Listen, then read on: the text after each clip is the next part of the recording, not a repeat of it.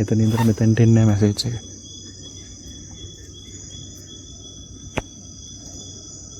දැන් එනවා.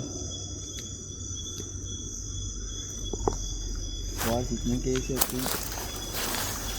යාට යන්න නැහැ. ඔව් යන්නේ නැහැ නේ.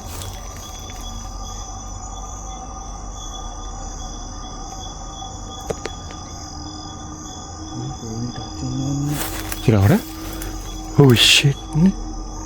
Mudahin dahagan ibuwa. මේ දැන් එනවද?